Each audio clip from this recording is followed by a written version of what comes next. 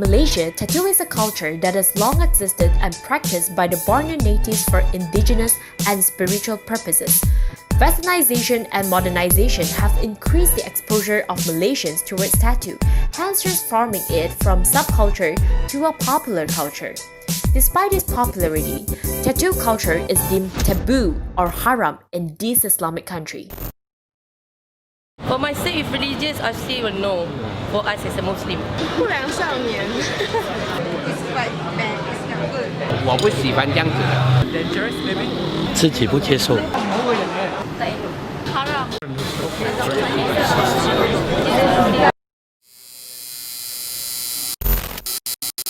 Malaysia is considered as a moderate Islamic country which is represented by Sunni school of thought. There is no federal law against tattooed Muslims, yet they have to face with different stereotypes, social labels and prejudices. It was in, I can't remember, 2010 or 2011. My wife, she's an actress, and then one day I upload my pictures on Instagram, and then this guy who is from the tabloid, and then pick up the pictures and then upload on online and in a mainstream newspaper, and then talk about my tattoo. I feel like that it was wrong. I lost many friends, Malay Muslim friends, because apparently when you do tattoo, as if like you're not the same anymore, as if like, oh, I don't want to be friends with this person that is gonna go straight down to hell. Why are they being prejudiced? Is it because they are the minority, or is it because there are misconceptions about people with tattoos? During the period of the Islamization, the early period of Islamization, late 70s, early 80s, tattoos always be associated with criminal, prison art, something like a prison expression, and it's associated also with gangs, with trials.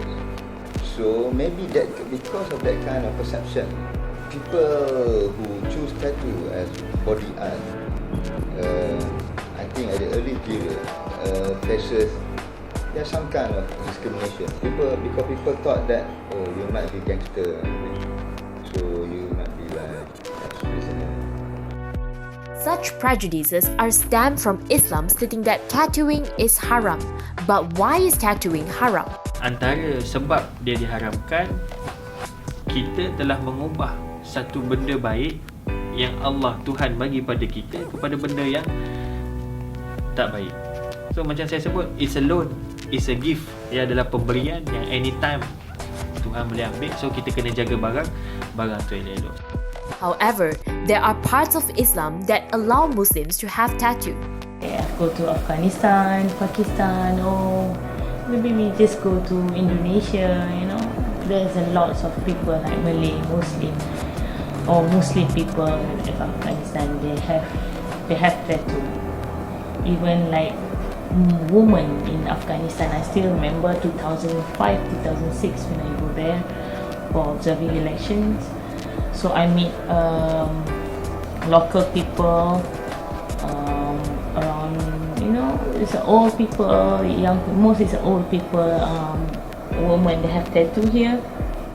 Conversely, tattoo is seen differently by the two major denominations of Islam. Sunni Muslims consider tattoo as form of body mutilation, hence forbidding it.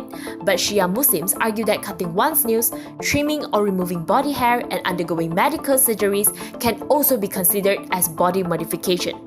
The differences between Sunni and Shia are not derived from spiritual differences initially, but political ones. Shia believe that Muhammad nominated a successor, but Sunni disagree with that. Over the years, the political differences had led to a number of varying practices which carry a spiritual significance, like, is tattoo considered haram or not? Religion is supposed to be clear on its teachings. Why are there many interpretations even on the same religion? It's clearly about power. It's clearly about how you want to be a dominant and give a statement to control people. Not just prejudices on tattoo. ISIS attacks, Bombay riots, sectarian violence in Pakistan occurred due to too many interpretations of religion. But why is all the violence happen in the name of religion? Isn't religion peaceful? Religion is being misused for political and ideological ends. This happens when personal faith is emerged into an institution that is made up by sets of established rules, set of statuses or positions with proper roles and functions. In fact, when religion is being institutionalized, it is about conformity, not individuality. Religion has become something that is no longer personal between the believers and their God. Maybe such a political, they create it as a virus, but actually, it's not any religion fault. It's nothing, so they try to political the religions. Perhaps it is not the religion that is to blame, but how the people interpret and practice it in their daily lives. In whatever religion that you believe, if you think you want to do it, you cannot go, but if you cannot do it, but you still want to do, it's up to you. If you want to do it, you take the risk. If you think that you cannot do it, then it's up to you. It's so simple. So it's a shame because we teach people to see Islam on the outer side. We evaluate a person, whether if they are religious or not, based on how long is their veil. Diorang pakai niqab ke tak? When actually religion, in fact all religion is on the inside. It's love. It's not hatred. It's not violence. It's not judgment. Like you can't be a devoted Muslim if you practice hatred in your day, if you practice racism. There are people who are over-obsessed on own religious interpretation, hence enforce their religious beliefs onto others. But is that being religious? Is that the core purpose of a religion? How can you pakai serban, berjubah and all, you nampak Cina, you rasa macam, Cina. What? God teaches us that? No. Like I said, if God wants us to be the same, why our faces are all different? Why do we have different vocal cords? Islam is a very beautiful religion. It's free, it's beautiful, it's outstanding, the philosophy behind it, So, can tattoo really be a challenge to Islam?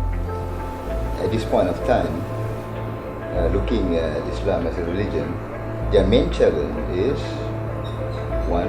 number one is corruption, and number two is their radical interpretation of the religion through the act of terrorism. So these two are the main challenges in Islam, I think now. If you say tattoo is a challenge, yes, maybe it's a challenge, maybe it's a small challenge to faith, but faith is a personal thing again. So how can you be challenged by some other people's preferences? Faith is personal. When religion is institutionalized in the name of greater good, the presence of those who are in any way different can be threatening. Mahatma Gandhi said it best when he said, "Hate the sins, not the sinners." It's the people's duty to honor God, but isn't honoring all of God's creation part of the duty?